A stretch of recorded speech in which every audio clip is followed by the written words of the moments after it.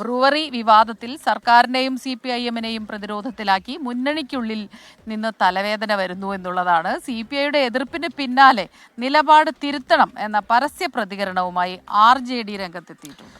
എന്തായാലും വിഷയം മുന്നണി യോഗത്തിൽ ചർച്ച ചെയ്യണം എന്ന സമ്മർദ്ദവും ഉയരുകയാണ്. അപ്പോൾ CPIക്ക് പിന്നാലെ RJD വരുന്നു. അങ്ങനെ LDF-ൽ ബ്രൂവറി വിഷയം കൂടുതൽ ചർച്ചയാകും, മാത്രമല്ല വിവാദവുമാവും എന്നുറപ്പാണ്.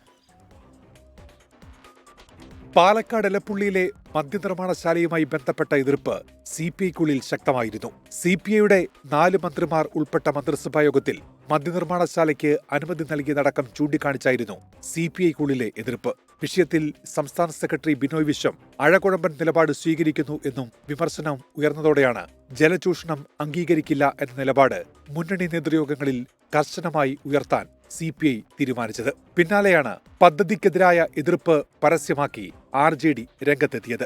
മദ്യനയം മുന്നണിയിൽ ചർച്ച ചെയ്തിട്ടില്ലെന്നും മദ്യലഭ്യത ഉദാരമാക്കുന്ന നീക്കങ്ങളോട് യോജിപ്പില്ലെന്നും RJD തുറന്നടിച്ചു. മുന്നണി യോഗത്തിൽ സമഗ്രമായി ചർച്ച ചെയ്ത് തീരുമാനിക്കുന്നതുവരെ മദ്യശാല നിർമ്മാണം നിർത്തിവെക്കണമെന്നും RJD ആവശ്യപ്പെട്ടു.